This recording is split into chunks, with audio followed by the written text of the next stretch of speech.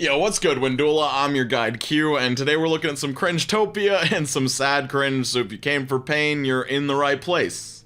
So this is I don't know how to describe it, it's just like an anime person doing anime things.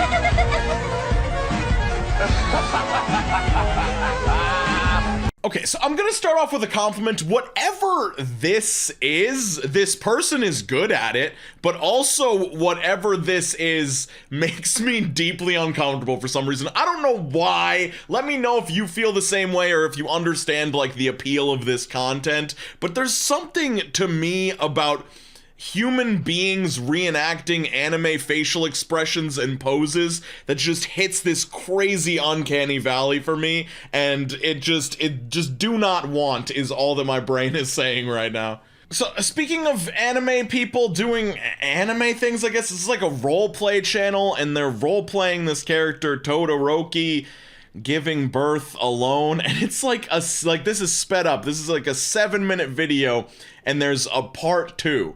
Like, I understand that people get like attached to these characters and maybe they want to act out some stuff happening in their characters' lives, but this just feels so strange. I don't know why you would hit record and then look at this and then post it. I just don't understand. And if anybody out there, please, if you are watching this and you are the target audience for this video and this is something you would watch, let me know. What do you enjoy out of this sort of content?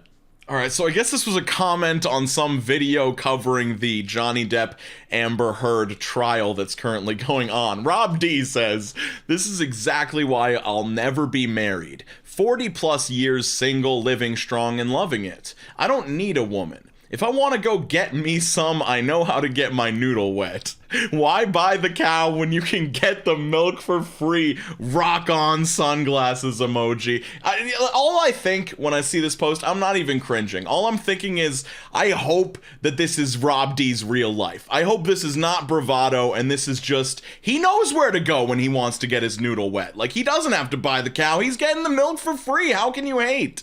Alright, so this is, I don't know why this is a 5-star review, but it is a 5-star review of the Ebony mobile game. I guess you may have seen ads for it. It's like an RPG or something like that, but this guy says, "Game needs a few tweaks.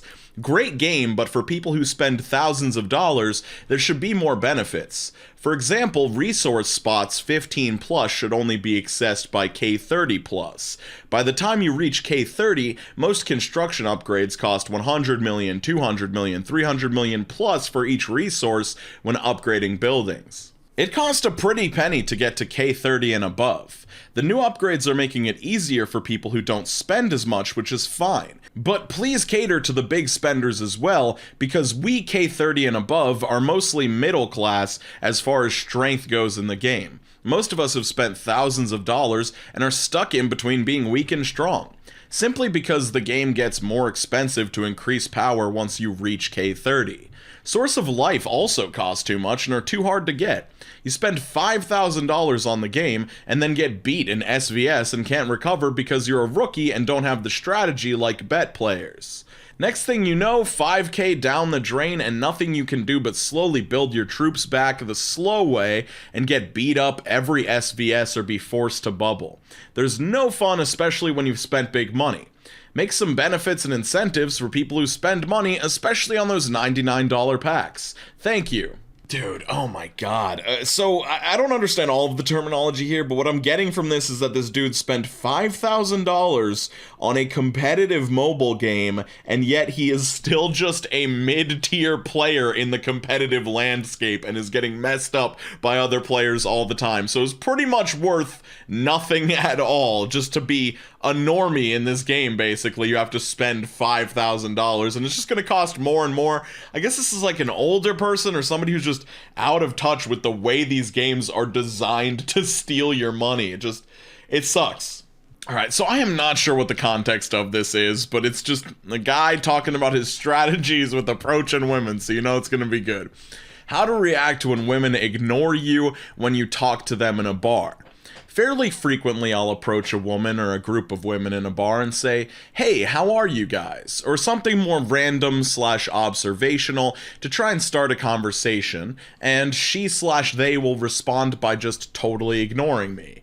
They may look at me initially, but then avert their eyes and essentially pretend I'm not there until I leave. I used to be shocked that people would be this rude, and I would be speechless in the moment. After, I'd be angry at them for being bitchy, and myself for not standing up for myself, and I would wish I'd cursed them out. Now that I've gotten used to it, I've started trying to fire back a little, and sarcastically asking them if they're hard of hearing and do some pretend sign language. Obviously, it's not going anywhere with girls like this, but what do you guys think is a good way to react in this situation? I guess my goals are to maintain my self-esteem and call the women out for being rude without going overboard or making a fool of myself. I'm also open to arguments that those are the wrong goals and that I'm thinking about this the complete wrong way.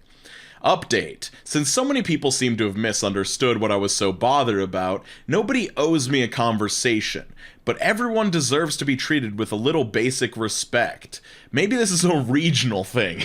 I don't know, let me know your thoughts on this. It just seems like a bad idea all around, like, going up to random, like, you are a stranger at the end of the day. Like, that's a lot of the problem with this, is you are just a random stranger. Yes, it's a bar, yes, it's a social setting, but you're, like, alone, you're not with a group of friends, you're just kind of starting random conversations with groups of people. Like, I don't know, I can't imagine any universe, unless you're like beautiful and famous or something like that, that this would be a winning strategy a lot of the time. Alright, this is a video from a My Little Pony convention, and oh, you can feel the tension in the air in this one, so let's just get into it. So anyway, we all know about the great bronies here, right? Yeah. Alright, but alright. Yeah. Alright, ladies and gentlemen, this is what keeps happening up here. Somebody says closer, and the person goes, I want the mic right bumping almost into your chin, okay? It's an antiseptic foam rubber, and you don't have to worry about catching anybody's cold. Alright, so anyway. There we go. We know about everyone here and how great the show is, right? Yeah. However, as most of us are aware, there's a darker side to the fandom which we know pretty well. To Mrs. Oliver and Miss Libman. Great. Alright, so I'm pretty sure you're aware of Princess Celestia being portrayed as a tyrant, an internet troll, and God forbid, a molester. And Pinkie Pie and Fluttershy on occasion... No. I'm canceling this question. So I'm going to let you know from where I stand, the darker side of the fandom is not part of what I will talk about. It's not part of what the show's about. If you choose to do that, that's your choice. It's not why we're here, not why I'm here anyway. So my name is Nicole Oliver. I voice Princess Celestia. I voice Cheerly, and I'm really glad you all like the show. And I'm glad that it's helped a lot of people and you all have fun with it. We'll leave it at that. Okay, is this good?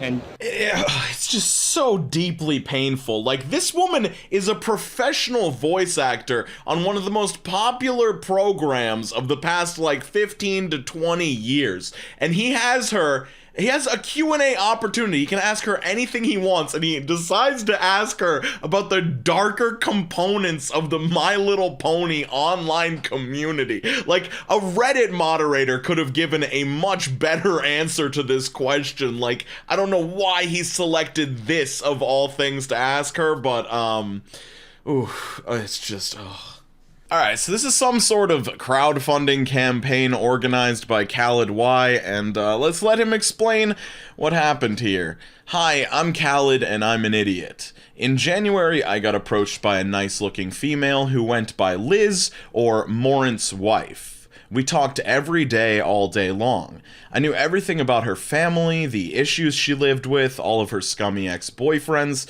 and most importantly, her heart. She was the sweetest girl I've ever talked to. We spent hours talking about meeting up and hanging out, and I was really looking forward to it. However, I was always suspicious why she would never give me her Snap and Instagram, but I ended up believing her excuses. Since she became one of the most important people in my life, I decided to buy her something for her birthday. I wanted to spoil her and show her my love. I'm not rich, but I make sacrifices for the ones I love. I brought her a brand new Apple Watch Series 7. As soon as she got the watch, she spammed me with pictures and dirty texts. I was enjoying it, to be honest, and then she started begging me for money every single day. It started getting weird. 2 days later, she got exposed for being a catfish. I feel betrayed and backstabbed. I feel stupid and ashamed to admit I started catching deep feelings for someone who didn't exist. I don't know what I was thinking. Please help me get 3 months of my life back. Any donation helps. If the GoFundMe page wasn't bad enough, here's a Twitter post from Morant's wife, the account that was scamming our friend Khaled. My legacy will forever live on. And here's their Notes app manifesto or whatever. I'm deactivating again. I created this account to show people how easy girls on Twitter could easily get money and followers just by being a girl. It's so sad. I completed my mission, therefore I'm permanently deleting this account. I've gotten over $15,000 just by being a girl on Twitter. My college tuition is taken care of. It's crazy. At DownBadBears, at MevyBear. Not sure who those people are. I'm guessing it's just two people that this Morant's wife account has a personal issue with. At this point, you should both know that you would have less than 1K followers if you weren't a girl. And you aren't even all that. For someone who knows nothing about the sport, it's crazy that you have over 10,000 followers. It's crazy. Also, if you're paying for an OnlyFans, you should absolutely be ashamed of yourself. Get a life for real. Lastly, Twitter is not real life. Dudes are down so bad, you're never finding a girl on Twitter. So I could go on for like 5 minutes about this, but I'm going to try and keep it short. Obviously, Morant's wife is the winner in this situation. He got away with $15,000, college tuition taken care of, got some weird opinions and personal stances against things, but in general, the cautionary tale here is valid. Don't give money to random people you're having text conversations with just because their profile picture looks a certain way. And even if you do get that video chat and you confirm that it's the person you think it is, don't try and win people over by just sending them money and gifts. Try and make like a real connection with people and don't just spend money thinking it'll get you laid. It's a very dumb way to exist on the internet. Hey, if you want more cringe, click the playlist in the top right corner of your screen. And yeah, I'd like to give a major shout out to Hannah, Matthew Kendall, Caitlin, Beth the Dork, Ashton Jacobson, June, Mega Mander, Alicia, Catco, Kennedy DeSilvis, Tapey, Hyper Ninja Child, Jared D, Regrettable Stitches, Allison B, Fiona Fox, Kaya Bay, and Brittany, as well as everyone else you see on your screen for being top tier channel members. Thank you guys very much. I'll see you super soon. I hope you're skating on to the best of your abilities and drinking a sufficient amount of water. And yeah, peace out, Cub Scouts. Take it easy. Keep it sleazy.